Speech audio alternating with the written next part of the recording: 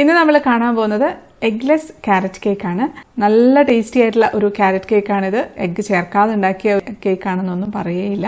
മുട്ട ചേർത്തിട്ടുള്ള carrot cake ഒരുപാട് പേരുണ്ടാക്കി നല്ല ഫീഡ്ബാക്ക് ആണ് പറയുന്നത്. ഒരുപാട് സെയിൽ ഉണ്ടെന്ന് പറയുന്നുണ്ട്. അപ്പോൾ അതിന്റെ കൂടെ തന്നെ ഒരുപാട് റിക്വസ്റ്റ് വന്നിട്ടുള്ള ഒരു കാര്യമാണ് എഗ്ലെസ് കാരറ്റ് കേക്ക് ചെയ്യണമെന്ന്. എഗ്ലെസ് കാരറ്റ് കേക്ക് നമുക്ക് എളുപ്പത്തിൽ തയ്യാറാക്കാം. കുറച്ച് കാര്യങ്ങളൊക്കെ ശ്രദ്ധിച്ചിട്ടുണ്ടെങ്കിൽ നല്ല ടേസ്റ്റി ആയിട്ടുള്ള എഗ്ലെസ് കാരറ്റ് കേക്ക് ഉണ്ടാക്കാം. അതെല്ലാം വീഡിയോയിൽ വിശദമായിട്ട് പറയുന്നുണ്ട്. സ്കിപ്പ് ചെയ്യാതെ കാണണേ. വീഡിയോ തുടങ്ങുന്നതിന് മുമ്പ് ഒരു കാര്യം, നമ്മുടെ ചിക്കൂസ് ഡൈൻ ഗിവ് അവേ നടക്കുന്ന കാര്യം എല്ലാവർക്കും അറിയായിരിക്കുമല്ലോ. അറിയാത്തവർക്ക് വേണ്ടി താഴെ ഡിസ്ക്രിപ്ഷൻ ബോക്സിൽ ആ വീഡിയോയുടെ ലിങ്ക് ഇട്ടേക്കാം. ഇപ്പം എഗ്ലെസ് കാരറ്റ് കേക്ക് ഉണ്ടാക്കാനായിട്ട് ഞാൻ ഒരു വലിയ ക്യാരറ്റും ഒരു ചെറിയ ക്യാരറ്റും കൂടെ എടുത്തിട്ടുണ്ട്. തൊലിയൊക്കെ ഒന്ന് ചെത്തിക്കളഞ്ഞിട്ട് നന്നായിട്ടൊന്ന് ഗ്രേറ്റ് ചെയ്തെടുക്കാം. അപ്പോൾ അത് ഗ്രേറ്റ് ചെയ്തിട്ടുണ്ട്. 1 കപ്പ് ഗ്രേറ്റഡ് ക്യാരറ്റാണ് വേണ്ടത്. പിന്നെ കുറച്ച് മാത്രം മാറ്റി വെച്ചിട്ടുണ്ട് അതിൻ്റെ മുകളിലൊന്ന് ഡെക്കറേറ്റ് ചെയ്യാനായിട്ട്. നമ്മൾ ഒരു പാൻ വെച്ചിട്ടുണ്ട്. പാൻ നന്നായിട്ട് ചൂടായി കഴിയുമ്പോൾ അതിലേക്ക് പഞ്ചസാര ചേർത്ത് കൊടുക്കാം. ഞാൻ എടുത്തിരിക്കുന്നത് 1/4 കപ്പ് പഞ്ചസാരയാണ്. 1/4 കപ്പിൻ്റെ പകുതി പോർഷൻ മാത്രം ഇതിലേക്ക് ഇട്ട് കൊടുക്കാം. ബാക്കി പകുതി അവിടെ ഇരിക്കട്ടെ.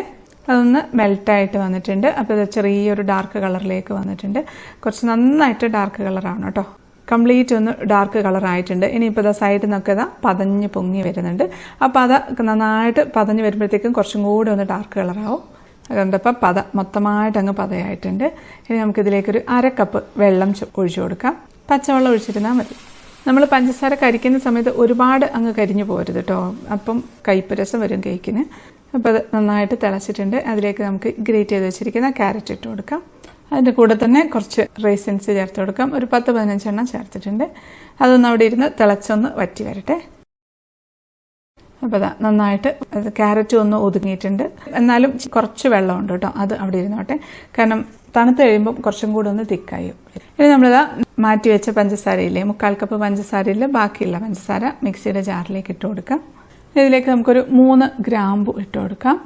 അതും കൂടിയിട്ട് നമുക്ക് നന്നായിട്ടൊന്ന് പൊടിച്ചെടുക്കാം. അപ്പോൾ അത് പൊടിച്ചെടുത്തിട്ടുണ്ട്. ഈ പൊടിച്ച പഞ്ചസാരയിലേക്ക് നമുക്ക് ഒരു 1/4 കപ്പ് തൈര് ചേർത്ത് കൊടുക്കാം. സാധാരണ തൈര് തന്നെ എടുത്താൽ മതി. എന്നാൽ ഒരുപാട് പുളിയുള്ള തൈര് എടുക്കണ്ട. 1 ടീസ്പൂൺ വാനില എസൻസും കൂടെ ചേർത്ത് നമുക്ക് നന്നായിട്ടൊന്ന് അടിച്ചെടുക്കാം. അപ്പോൾ അത് അരച്ച് എടുത്തിട്ടുണ്ട്. ഇനി അതിലേക്ക് നമുക്കൊരു 6 ടേബിൾ സ്പൂൺ സൺഫ്ലവർ ഓയിൽ ചേർത്ത് കൊടുക്കാം. അതുകൂടെ ചേർത്ത് ഒരു ലോ സ്പീഡിലിട്ടിട്ടൊന്ന് അടിച്ചെടുക്കാം. അപ്പോൾ അത് അടിച്ചെടുത്തിട്ടുണ്ട്. അപ്പോഴത്തേക്ക് അതിൻ്റെ ടെക്സ്ചറൊക്കെ മാറി വേറൊരു നല്ലൊരു കൊഴുത്ത ഒരു ടെക്സ്ചറിലേക്ക് വന്നിട്ടുണ്ട്.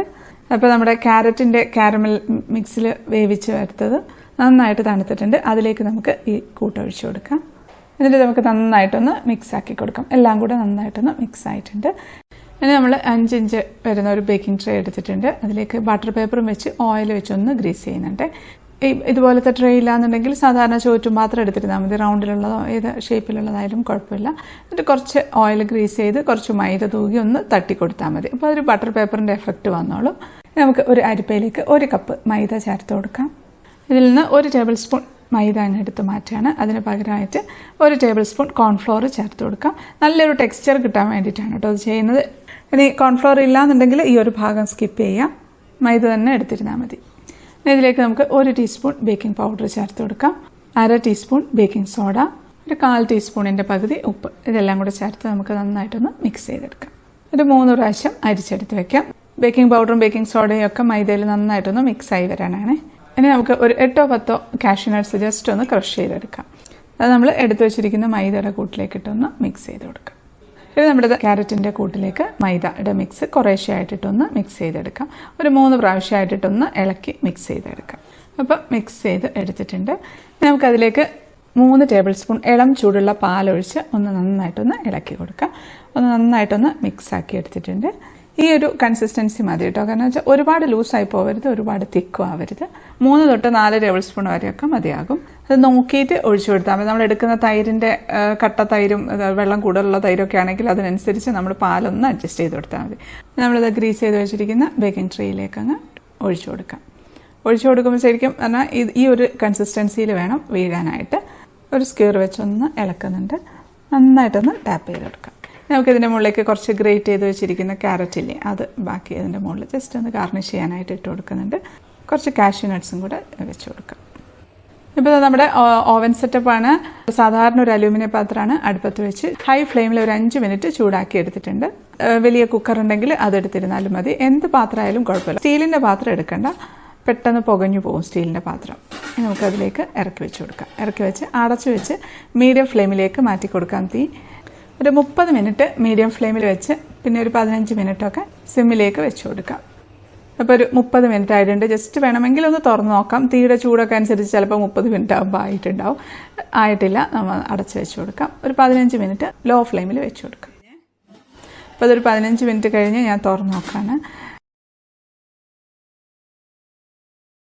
ആയിട്ടുണ്ട്, പക്ഷെ ചെറുതായിട്ടൊന്ന് പറ്റി പിടിച്ചിട്ടുണ്ട്. നമുക്ക് ഒന്നുകൂടെ അടച്ചു വെച്ച് 5 മിനിറ്റ് കൂടെ വെച്ച് കൊടുക്കാം. ഇപ്പം 30 മിനിറ്റ് മീഡിയം ഫ്ലെയിമിലും ഒരു 20 മിനിറ്റ് ലോ ഫ്ലെയിമിലും വെച്ചിട്ടാണ് നമ്മൾ വേവിച്ചെടുക്കുന്നത്. 30 മിനിറ്റ് കഴിഞ്ഞാൽ തുറന്ന് നോക്കാം. അതിന് മുമ്പ് തുറന്ന് നോക്കരുത്. ഇപ്പോൾ കറക്റ്റായിട്ട് ആയിട്ടുണ്ട്. നമുക്കതെടുത്ത് തണുക്കാനായിട്ട് മാറ്റി വയ്ക്കാം. അപ്പോൾ നമ്മുടെ ക്യാരറ്റ് കേക്ക് നന്നായിട്ട് തണുത്തിട്ടുണ്ട്. നന്നായിട്ട് തണുത്തതിന് ശേഷം ഡിമോൾഡ് ചെയ്യാവുള്ളൂ. നമുക്ക് ഡിമോൾഡ് ചെയ്തെടുക്കാം. അടിപൊളി, നല്ല പെർഫെക്റ്റ് ആയിട്ട് വന്നിട്ടുണ്ട്. നല്ല ഭംഗിയുണ്ട് കാണാനായിട്ട്. നല്ലൊരു ഗ്ലേസിങ് ഒക്കെ ഉണ്ട് സൈഡിലായിട്ട്. നല്ല ഹൈറ്റും വെച്ചിട്ടുണ്ട്. ഇത് കണ്ടാൽ പറയില്ല മുട്ടയില്ലാതെ ഉണ്ടാക്കിയിട്ടുള്ള ക്യാരറ്റ് കേക്കാണെന്ന്. നമുക്ക് കട്ട് ചെയ്യാം. നല്ല സോഫ്റ്റായിട്ടാണ് കേട്ടോ ഉള്ളത്. ഒരു കഷ്ണം വേണ്ടിയിട്ട് അത് കളയണ്ട, നമുക്ക് വായിലേക്കിടാം.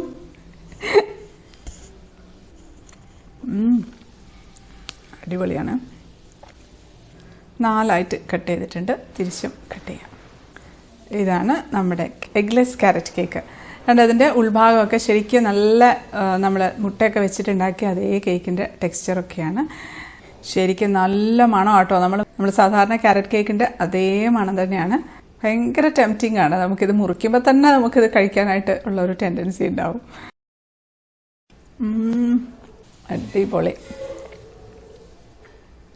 അടിപൊളി എന്ന് വെച്ചാൽ പെർഫെക്റ്റ് എഗ്ലെസ് ക്യാരറ്റ് കേക്കാണ്. ഇതിപ്പോൾ കറക്റ്റ് 1/2 കിലോ വരുന്ന ഒരു കേക്കാണ്. എല്ലാവരും ഉണ്ടാക്കി നോക്കണം. എത്ര പെട്ടെന്നല്ലേ നമ്മൾ ഉണ്ടാക്കി കഴിഞ്ഞത്. അപ്പോൾ വീഡിയോ ഇഷ്ടപ്പെടുകയാണെങ്കിൽ ലൈക്ക് ചെയ്യാനും കമൻറ്റ് ചെയ്യാനും ഷെയർ ചെയ്യാനും മറക്കല്ലേ. സബ്സ്ക്രൈബ് ചെയ്യാത്തവരൊന്ന് സബ്സ്ക്രൈബ് ചെയ്തേക്കണേ. അപ്പോൾ നമുക്ക് അടുത്തൊരു അടിപൊളി റെസിപ്പി ആയിട്ട് കാണാം. അതുവരേക്കും stay happy, stay positive. By.